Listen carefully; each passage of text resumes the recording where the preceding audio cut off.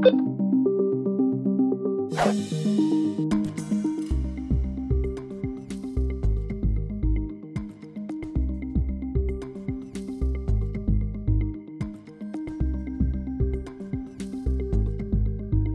now, from the CFTK-TV studios, this is Open Connection with your host, Robert Pictou.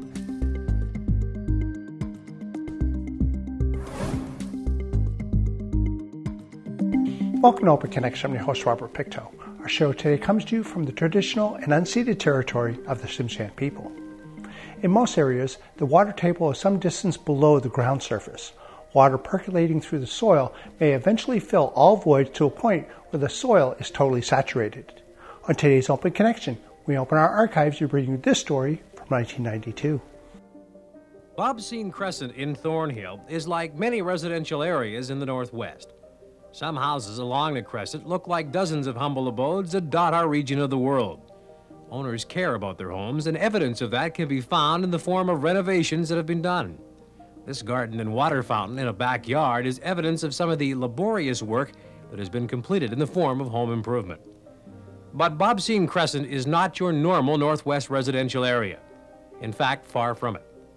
Years ago, Archie Bobseen developed the land as a residential area. Physically, at the time of development, there appeared to be nothing wrong with Bobseen Crescent. However, soon after the development, homeowners began to learn that this land had a problem with saturation. That saturation effect played havoc with septic systems, and sewage effluent began to leak. The sewage spread, and soon it was evident in yards and ditches, precariously close to homes and their inhabitants. In 1982, I believe it was, I approached the Department of Highways to clean out the ditches. The ditches were really badly overgrown. None of the culverts were working, and there were rats in the ditches. Okay, my kids were playing out there, so I approached them and they said, well, it's not our problem. So I went to the regional board in the form of Bob Marcellin, and he informed me that it wasn't their problem either. It was the Department of Highways. I went back to Department of Highways, and eventually by threatening them with media coverage, I was able to get them to come and replace the culverts and clean the ditches out. That was in June of '83, June or July of '83. This problem's been around for quite some time. We moved in 1980, and at that time already there were a lot of problems with sewer in the area. We approached a lot of the local people with that, the local government with that, and they started to write letters to the province and started to try to lobby to get a sewer system out here, but it's really gotten nowhere. Nowhere indeed. Letters have been written, inferences have been made, but answers for those living on Bobseen Crescent have been few and far between. The lack of assistance has become more than a concern for those that call the Bobseen Queensway area home. We've been down dealing with it since 1977. We have been down to see every government dating back to W.A.C. Bennett, and 5 or 6 different ministers of municipal affairs. And this latest round, we've been down 5 times.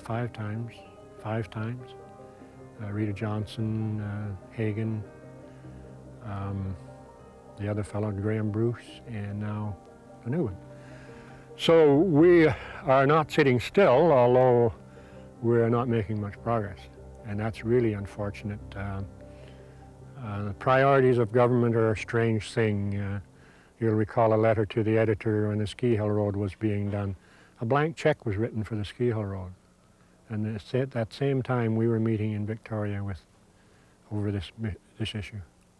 Really, really frustrating, especially when you lobby all kinds of politicians and try to get some help, and nothing seems to work. It is always shoved off from one department to the next department, and that's not our problem. And most, like the health department, can only do so much, and the regional district can only do so much, and it's always shoved from one department to the other. And that's been going on, well, since I lived here.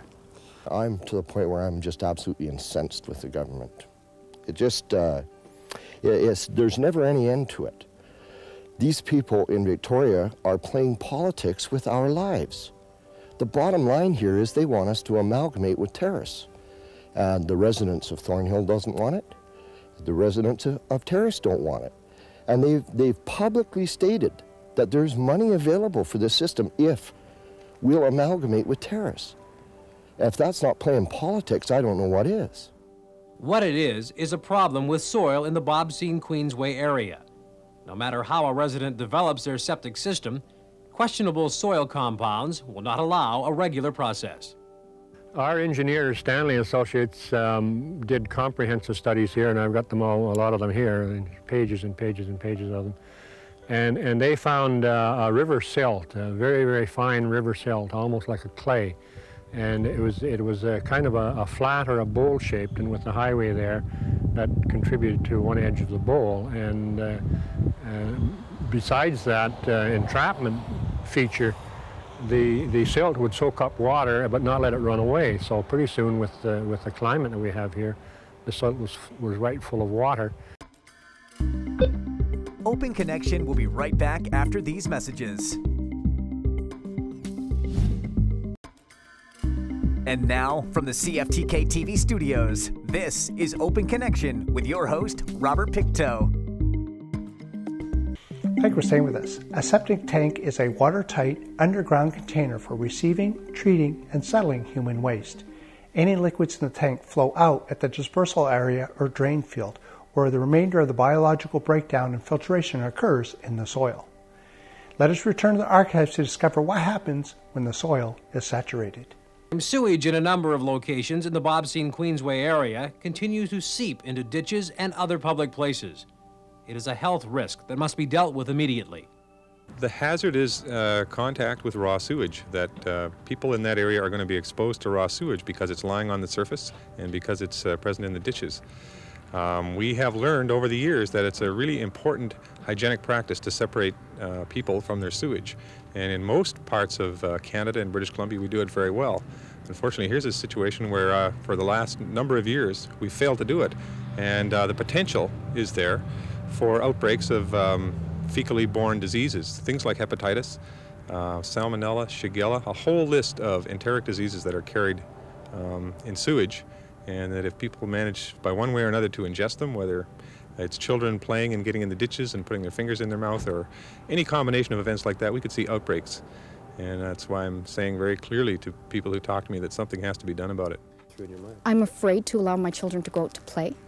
I'm afraid that they're going to end up with hepatitis, which is one of the diseases that were mentioned. What do you tell them? I tell them not to go into the ditches, basically, to try and stay away from the areas that have sewer in them. Well, with the potential diseases that are happening through the leaking septic fields and ditches polluted with raw sewage, there's a list of diseases as long as my arm. Half of them I can't even pronounce.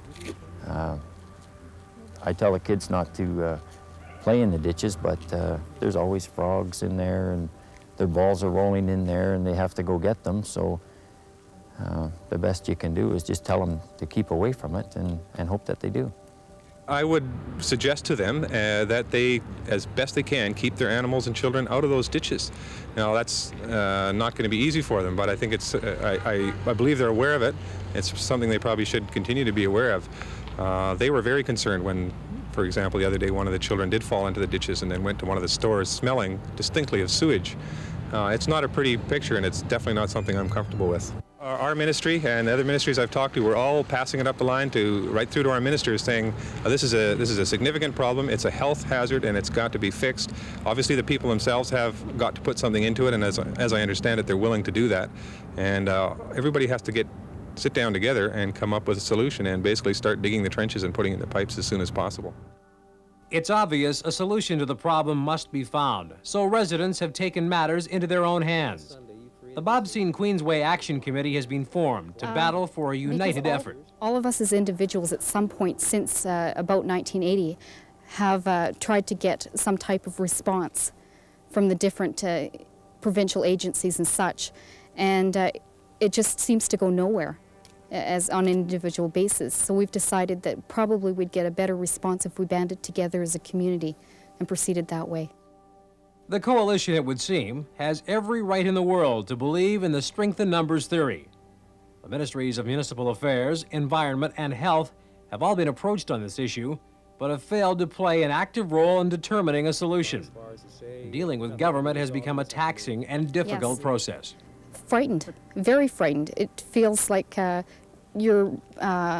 feels like being attacked and not really having any recourse. It's a sense of helplessness. And what about our health?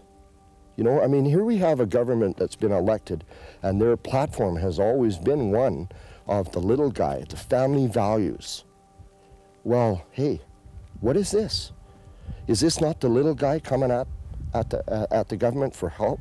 What are we paying taxes for? Well, they have a lot of problems. They don't know where they're at yet, really. Glenn Clark is still looking at the finance picture. He's juggling numbers the same as all these politicians do, but he has a problem. All the governments in Canada have problems with their financial picture. So he's juggling that. He's got to find out where he stands on that, and when they find that out, they can then start allotting realistic budgets. And right now they're living with what they took over. And they are trying very hard to do things with that, and Mr. Blenko was very sympathetic. But he said he didn't think he could find the money, and we of course said, well, you better look. And he is doing that. He's looking in a lot of different places to find the money. I guess where he's at, he almost has to declare this place as an emergency or a disaster type area, one of a kind in the province, to justify him raising that extra funding. Has the RD requested that? Certainly, we have requested that. We have said we don't care how you get the money, but we can't afford it. The people can't afford it. It's over double the provincial average. I mean, give us a break. So, and he is seriously looking at all of his options down there, and I had hoped, of course, it would be quicker. We had a deadline here that expired on the 29th of February, and everybody here is on pins and needles, wondering what's going to happen now. What this community group is not going to let happen is to be removed from their property. That determined stand has become a solemn vow. I don't think I can even explain my feelings, but just try to get me off this property, that might be a little bit difficult, you know, simple as that, you know. We wouldn't go. We as the community group have come to a resolution that we're going to stay. We're going to take a stand against this. Open Connection will be right back after these messages. And now, from the CFTK-TV studios, this is Open Connection with your host, Robert Pictou. Welcome back to Open Connection. Every day, New York City routinely exports 25,000 tons of garbage that its landfills no longer have room for. In 1987, North Carolina's environmental watchdogs thought to ask the City of New York to certify a barge load of garbage that contained no toxic waste. The truth was, city officials had no idea. Let us return to the archives with Mike Stammes. Garbage and how we dispose of it is one of the biggest issues facing the environment today. So why do people continue to throw garbage on our streets? We went to the new Prince Rupert landfill to talk with city engineer Mike Stammes about the new facility that, if used by residents, should cut down on the amount of garbage we see on city streets. Mike, the area behind us right now is known as the Face. Describe why this area was chosen as the landfill site. Right, this is the working face, and it was chosen because it's actually at a low point in the whole area, and it's where we wanted to start. With the whole landfilling process, we start at the low point and gradually build cells of sealed garbage that are covered with soil, and then we build those up higher and higher. We start at the low point because we have a fairly elaborate leachate collection system that we develop as we build these cells up. And you start at the bottom and you work your way up. The low point is actually where the leachate pump station is, immediately behind me, and that's where these leachate pipes feed into, and then the leachate is pumped over this hill to my left and down to the lagoon. So this entire area acts as a giant funnel, if you will. That's right. That's correct. Now, this is where people's garbage should end up. But the Yes. one aspect that that we haven't focused on at this stage is the amount of garbage that doesn't make it here. Yeah, there is some garbage that doesn't get to the landfill site, and some of it that's by design, and that's quite desirable, and that's through the recycling process that we have in the community. However, there is garbage that people dump illegally around various spots in the community, and that's of some concern to us. It's obviously been raised in the past that a lot of people don't even know this exists, believe it or not, and people are still dumping at the old land site, at the landfill site that's over by the golf course. Well, we've had some dump there, although that hasn't been our biggest problem. Our biggest problem has been just various remote back alleys or little turn-offs from the highway, just areas where people think they're not being watched and they're going and dumping their garbage. Mike says garbage is not only an eyesore, but it costs Prince Rupert residents money they shouldn't have to spend. I imagine it probably costs a few $1,000s a year because we have to clean it up. It also, however, costs some money to other communities. For example, it costs the highways maintenance contractor some money, and that they have to go and clean up garbage that's dumped off the highway. The village of Port Edward probably pays a little bit of money to clean up any garbage dumped in their area as well. So it's not just the city that is paying for this. Everybody at one time or another has probably thrown something out of their car window or tossed something aside while walking. But did it ever cross your mind what that product would do to the surrounding environment? Probably not, but it should. Mike says it's actually quite economical to use the dump because you pay by weight and not the size of your vehicle. A number of other landfills that have this kind of setup do charge $5 a car or a minimum $10 per carload. We've decided not to go that route because we don't really have the volume such that we'd be holding people up by weighing them in and weighing them out. So people with a small amount of garbage, they can come out and dump their garbage and they'll only be charged the weight that they bring out and dispose. What are those weight figures? How much, if you could roughly price it out? The bylaw rate is $56 per ton, per metric ton of garbage. Now, that works out to very close to 2.5 cents per pound. So someone with 100 pounds of garbage will end up paying about $2.50. And 100 pounds of garbage, if you look at your household garbage, that's a lot of garbage. That's probably at least 2 or 3 weeks of garbage around the average home. That's true, yes. You know, even a couch or a chair, we're only looking at a few dollars to dispose of it. It's not a very expensive thing for the average homeowner. Open Connection will be right back after these messages. And now, from the CFTK-TV studios, this is Open Connection with your host, Robert Pictou. Daily operation of landfill includes dumping of waste in a specific area of a landfill called the working phase, followed by compaction of the waste and then covering the waste with soil. In this final segment of Open Connection, Mike tells us about Prince Rupert's landfill. The intent in developing the new landfill site was to make it a much less unpleasant experience for people to come out and dispose of their waste. The old landfill site, the vehicle would have to drive through the mud, through garbage. People had to step out into the mud and into the garbage.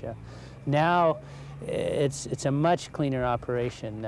We drive on pavement the whole time. You back up to the container and you take your garbage and take it right into the container. There's no reason to even wear boots or have to clean off your car afterwards. It's a very clean, tidy operation. In addition to the landfill, some 50 or more bald eagles have decided to take up residence at the dump. There's more eagles here together in one place than I've ever seen. Perhaps the odd time along the Skeena River when the Oolakans are running, we get maybe this number, but that's the only time. Here, it's pretty regularly you see, a dozen, 2 dozen eagles all congregated in one spot. So bring your garbage and bring your cameras. Right, right. We talked about how the dump is set up like a funnel. Mike shows us how the surrounding area is protected from the landfill. Mike, let's talk about this area here. It's actually a very serene area, and a lot of people would not expect to see a landfill at this site, but this is used for treating the rainfall from the garbage. Explain this area.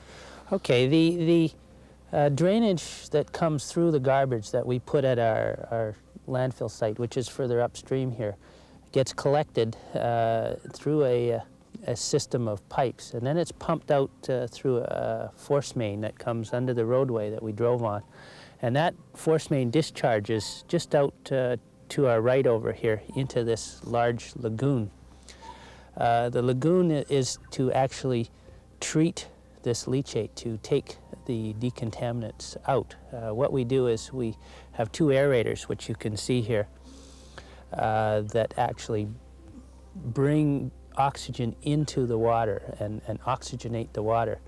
What this does, it reduces the biochemical oxygen demand of the leachate, so that when we discharge the effluent through that manhole, through a pipe going out into the basin, it will have a much lower impact on the basin. The aerators are shut down right now because we have a 2-hour period each day where we shut them down to allow the solids to settle. So ultimately we'll have a layer of sludge on the bottom of this pool, which is about 5 meters deep. And every 1 or 2 years we'll come in and we'll empty this basin, and we'll excavate all of the sludge and haul it back to our landfill site. I noticed that this pool has a unique coating to keep the leachate from seeping in to another system. Explain how this is all developed. Okay, the basin was carved out of the rock, and then because the rock has fissures and cracks, we needed to seal it off so that this contaminated leachate would not dissipate into the environment.